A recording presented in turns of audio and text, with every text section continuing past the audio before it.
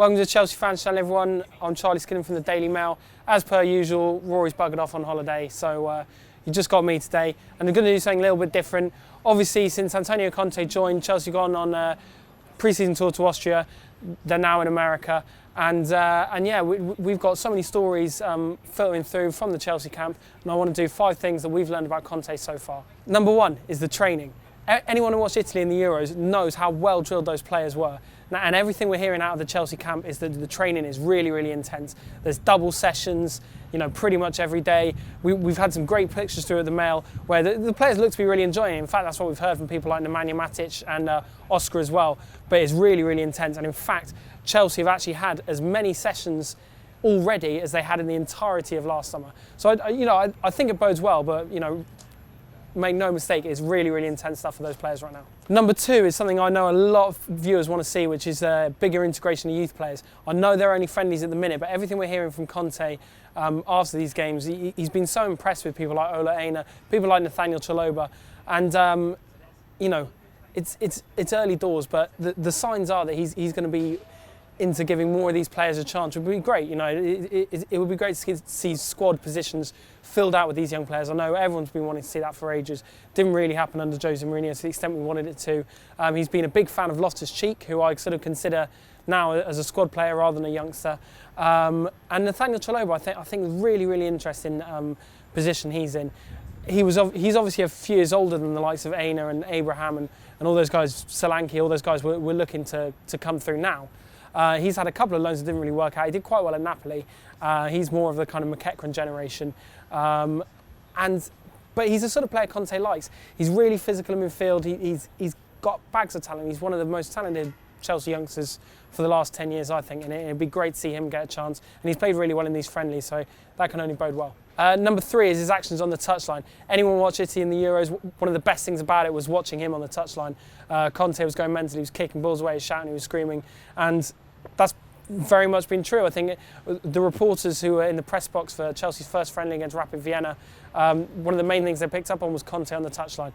It was a training match that, Chelsea didn't play well, but it was, they would only be in the training a couple of days. But still, he was bounding out the technical area. He was kicking things over. His eyes were bulging, and anyone who wants to see a bit of passion on the touchline is going to be very, very impressed so far. Number 4, I know it's a big one for everyone, is signings. Conte has made it clear he still wants 4 or 5 more new signings. How many of those he gets, I'm not so sure. We said on Backpage Blues last week that not really getting the top number 1 targets he wants. I still think that's true, but we will be seeing people possibly like Koulibaly coming in, a few other players, possibly Alvaro Morata, we're not so sure. Chelsea had a bid rejected for him last week. That was about 63 million to Real Madrid. But I think it's good that Conte recognises the overall squad is quite lopsided and it's not quite what he wants at the minute. So even if it's not the absolute top level targets, there definitely will be signings before August 31st. Last but not least, I get this question all the time on Twitter. What formation will Chelsea be playing next season? Now, watching Italy in the Euros and watching some of his Juventus teams, everyone kind of suspected that Conte was going to play like a 3 at the back, 3-5-2 kind of formation.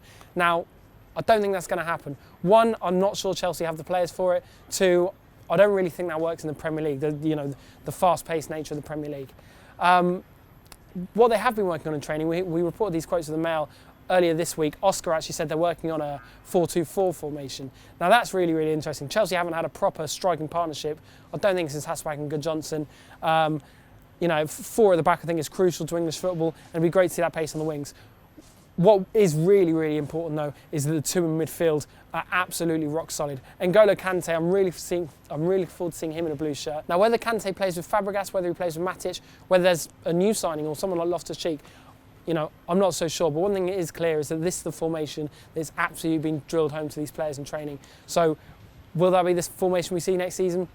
We're not quite sure, but that's what's happening so far and that's what Conte's working on. Anyway, what do you think? Let me know in the comments below if you've got any suggestions for signings or formations or anything you like about Conte so far, anything you don't like.